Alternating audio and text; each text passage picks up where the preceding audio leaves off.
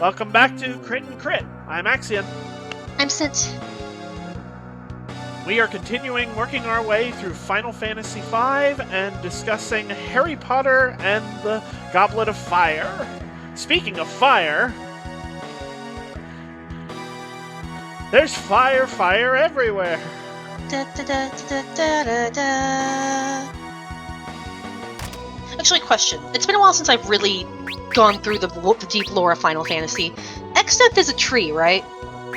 He was a tree.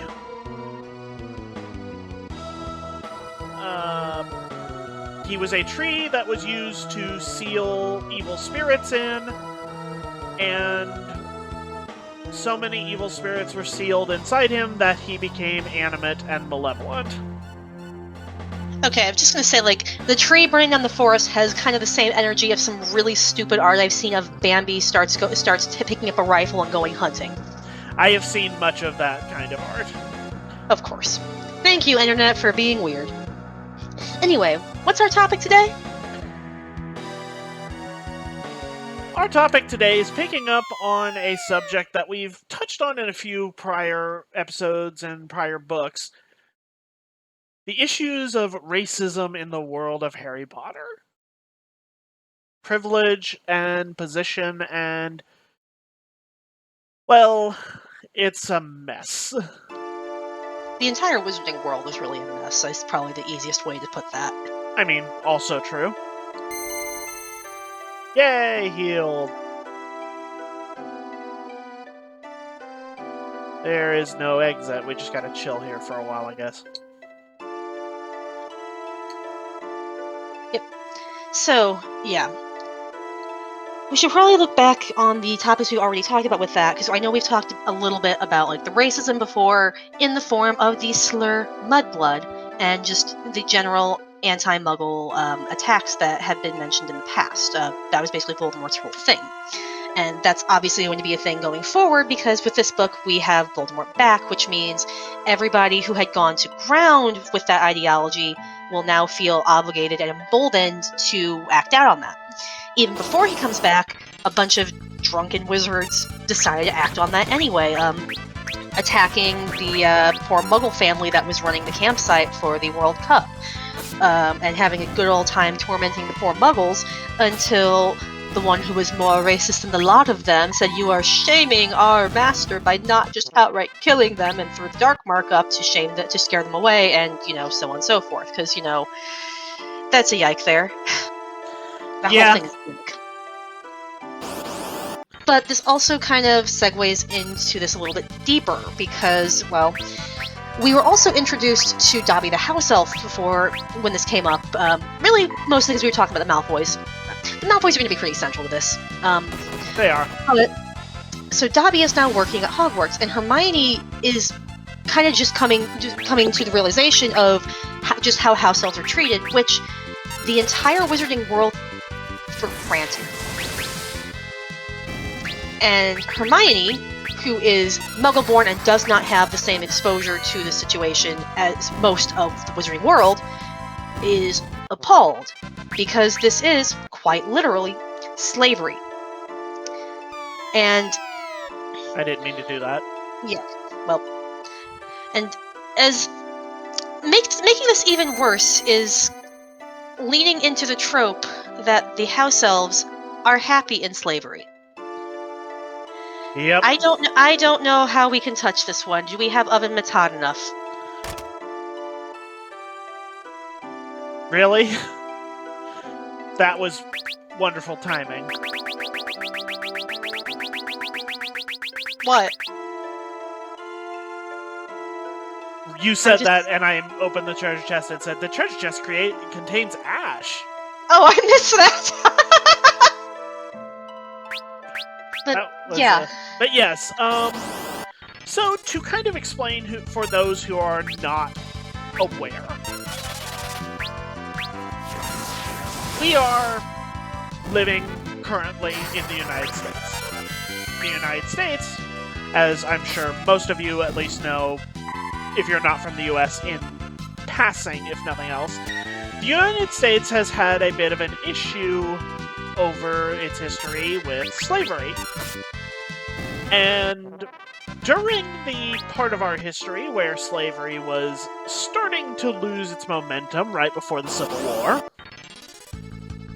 one of the arguments that came up on the semi-regular against the abolition of slavery was that slave people are happier in slavery and or need their slave owners to care for them because they are not capable of caring for themselves. This clearly has nothing to do with the fact that it has been codified in law that they cannot hold a job or do this or do this or do this or do anything that would allow them to provide for themselves. But yes, let's go ahead and just say that slavery is fine because all of our enslaved workers are happier that way. We asked them. Ignore the whip we had behind our back when we asked them. They said they were fine with it. Yeah, this entire thing is like Everest levels of oof, and I don't know what she was thinking with this, because it's a really awkward read. And I think I know what she was trying to say with this whole S.P.E.W subplot that Hermione has, but I don't think she did it very well. She really didn't. She really didn't. Alright, so to clarify, there has long been a trend of people who, in an attempt to address the wrongs of history and or feel better about themselves, take it upon themselves to get offended on behalf of people that they think should be offended by something, regardless of whether or not they actually find it so. I've been on the internet for long enough that I have run into many of these people, and the best thing I can say is they generally mean well, and usually leave it there. And I'm pretty sure that's the archetype she was trying to lean into with Hermione's brand of activism for the house elves. Of, we need to make sure this happens, we need to set them free, they need to be paid, and so on and so forth, which, really, that's just common sense. You should treat sapient beings with a modicum of respect, because that's just how dealing with people should be. And I think if she had done this without the element of actual, literal, we are enslaving slavery apologetics. Yeah, it would have gone better, because you know a really good way to undermine the fact that you're helping the good guys? Have the good guys look at the person who's like, we should maybe treat these people better, and say, you're an idiot, they like this, you're just insulting them. It never lands well. And I know she's trying to make Hermione look like, I read a book on this once and therefore I'm the expert and know more than everybody else about this, because that's been Hermione's thing, but the way she chose to frame it with the issue she chose, it does not work.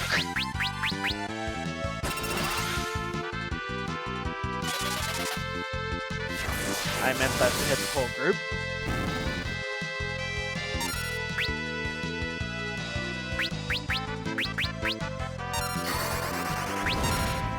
So, yeah. And actually, ironically, despite the fact she tries to make Hermione look so bad with this does specifically come up in Order of the Phoenix, which I'll talk about when we get there, but jumping the gun a bit. So, yeah, you had it on our notes that we needed to talk about S.P.E.W, because, we kinda can't yeah. not.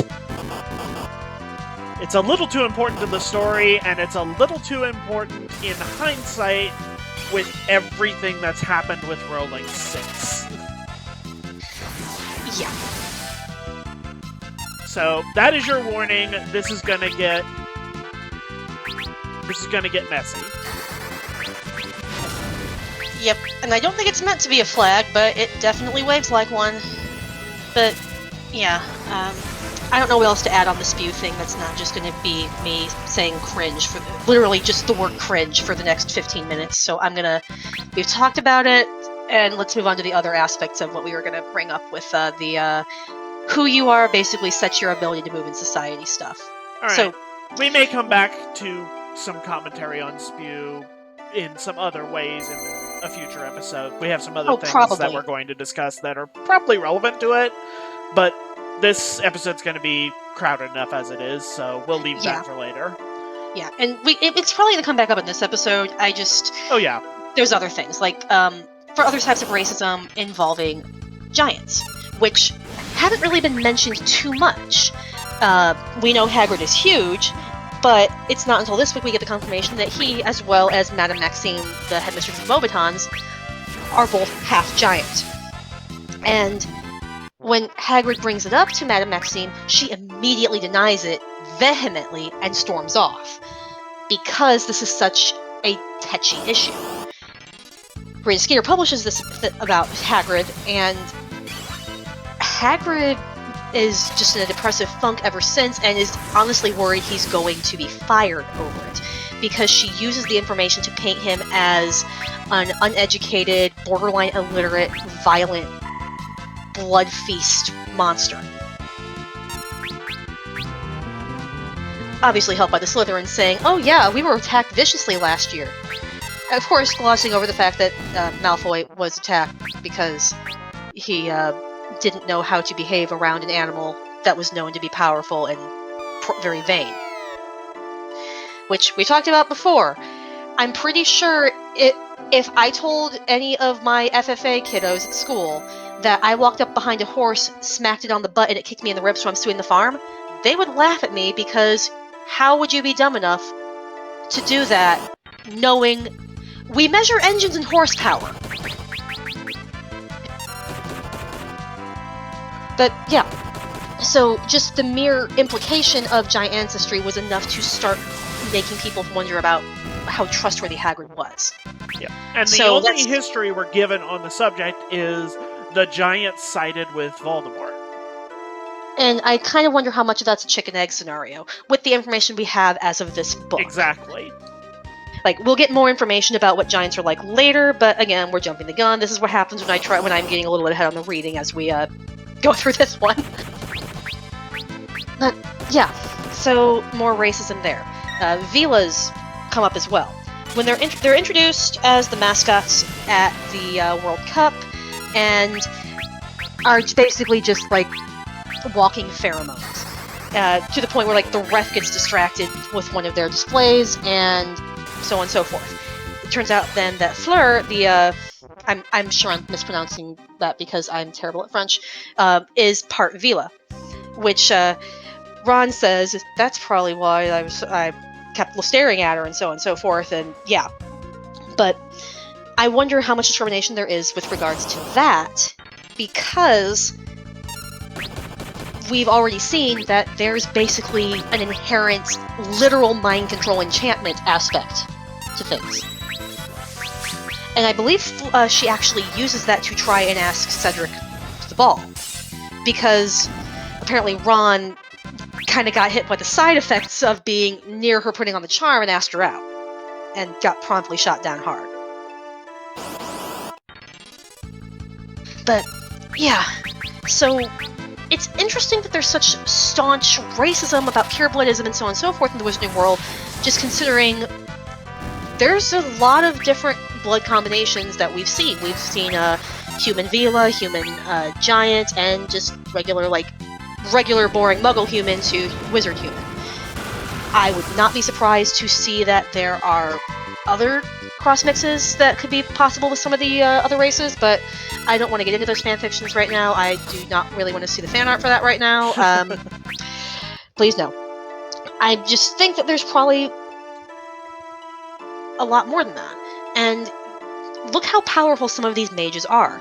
Hagrid can't even use a wand anymore, but he's still quite capable. Madame Maxime's no slouch, Fleur's really good, and of course we got Hermione representing the Muggleborns.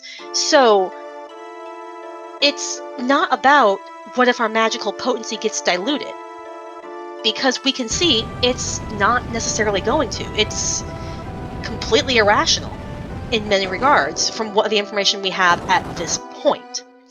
But that irrationality fuels a lot of hate and a lot of very directed violence. I mean, if we're going to be blunt, racism and bigotry in almost all cases is based on that kind of ignorance when it's not based exclusively on fear. And often that fear comes from that kind of ignorance. It's hard to fear something that you understand as just another person. Yeah. And in some cases, it can be entirely fabricated of, hey, that guy over there with the slightly different hair color, he has something that you don't. Why does he deserve something that you don't? Everybody with green hair, therefore, must be destroyed. And it can be something as stupid as that, and then get really out of control. Yep. But, yeah. Like, we'll obviously, again, hear more about giants later, and more on that. So, classism. Once again, Weasleys and Malfoys center stage. Two completely opposite ends of the spectrum. Weasleys are lucky enough that they basically are getting as a work reward for Mr. Weasley to go to the World Cup, to sit in the top box and get the best view. Malfoys basically get to go there because they're the Malfoys and they are made of money and spite. And no compunctions at all from the Malfoys about throwing all sorts of crap at Arthur Weasley the entire time. Yep. I think that I'm trying to remember exactly because I don't have the book open in front of me at the moment, but I think he made a comment about, did you have to sell a kid to get here? You have enough of them. That could be a different book. There's many, many instances of Lucius and Arthur hating each other. Yeah.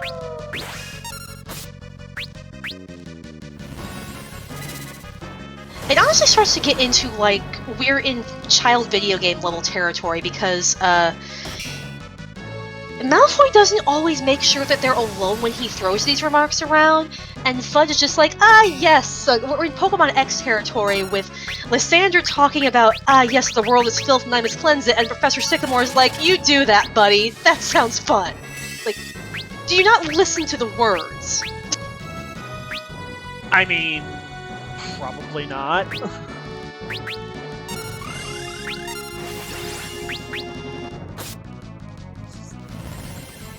But, yeah. And this is going to come quite a bit.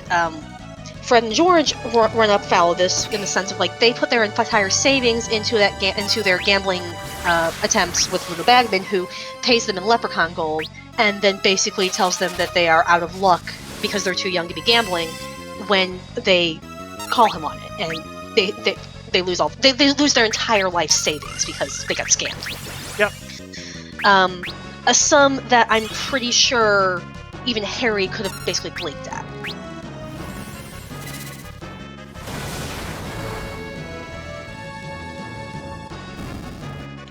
Alright, one down. Yeah.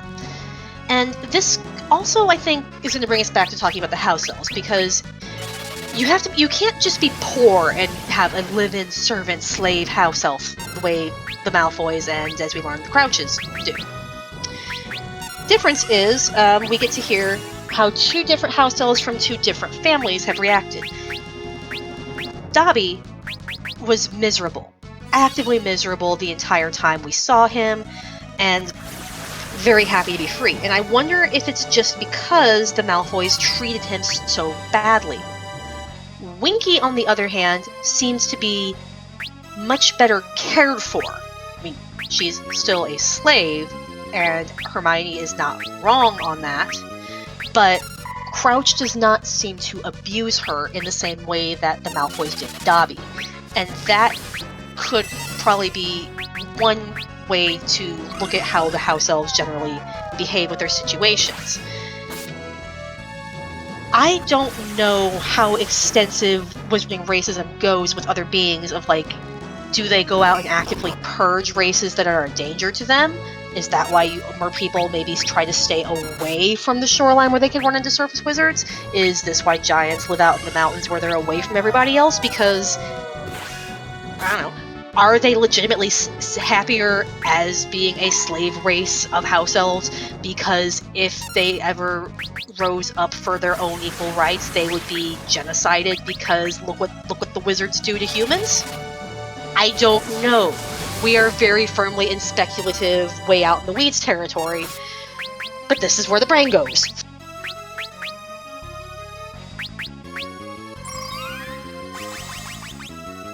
But yeah, Crouch was wealthy enough that he could keep Winky around to keep an eye on his son, who he basically used his privilege to sneak out of Azkaban as a convicted torturer and murderer and really high-ranking Death Eater, and basically faced very little consequence as a result. Yeah, his political career fell apart, but that was mostly because he came across as kind of a jerk, and then his wife died, and people were just like, oh, you sentenced your own son to a life in Azkaban. Wow, cool. And yeah, but how many other people in that position would be like, my child is being sent off to prison and I would do anything to take their place? Crouch could do it. Yep, Malfoy pretty much. Malfoy's lied and bought their way out. As they do. Malfoy is Kaiba. Screw the rules, I have money.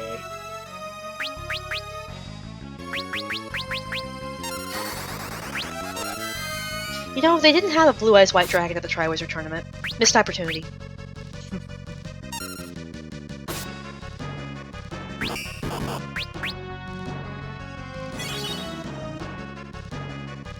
But, yeah. So, there's a lot of really iffy territory in this book that really starts to set the stage for things going forward. Fudge is more willing to listen to those who are going to tell him whatever he wants to hear, especially if they have money and nice donations to make to the Ministry of Magic to make him feel more important and like he's accomplishing things.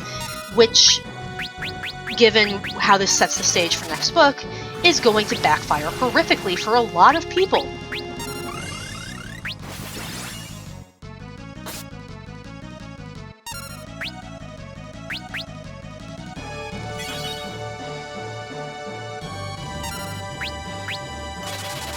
And I do think it's neat that we focus a lot more on Harry, Ron, and Hermione for this, because Harry is, I don't want to say he's super loaded. He's the sole inheritor of his family fortune, but since he doesn't spend as much time in the Wizarding World, he doesn't seem to have the same entitled, I can just buy my way through things personality that some in his position might have, largely due to being tempered by the Dursleys, basically keeping him humble, for the most euphemistic way I can think to put that. Hermione seems to be pretty solidly middle class. Her parents are dentists, which is, they'll make a decent amount of money, but they're also not going to be like rolling in a swimming pool of Scrooge McDuck money. And then we have the Weasleys, who are very poor. But that means that these characters stay a lot more grounded, and you can kind of see just how people in Malfoy's position, who have this wealth and this ability to grease the wheels of the system, abuse that system to the detriment of those around them for no other reason than they can / they think it would be funny.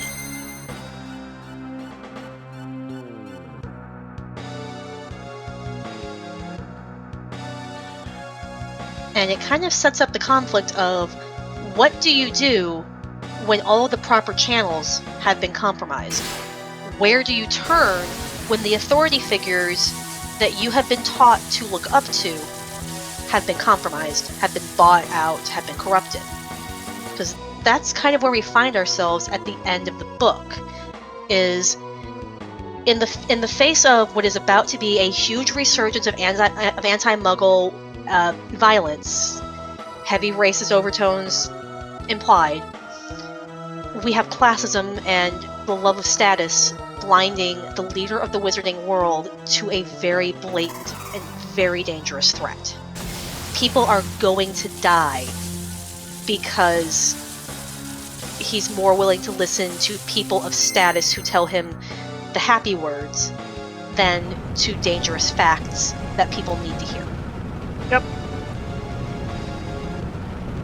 And I think that's really what this comes down to.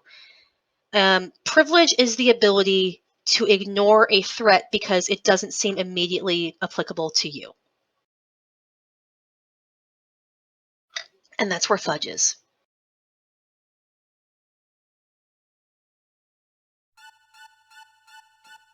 And I'm not really sure what to add from here that's not just retreading old ground.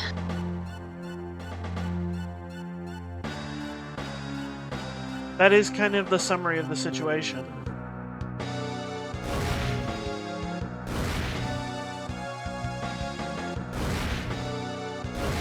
So, Exdeath so tough, beating up a 12-year-old girl. Hey, I mean, Voldemort tried that, and it hasn't worked out so well for him so far. You know what? That's fair. One more reason why we combine these stories, even if that wasn't completely intentional.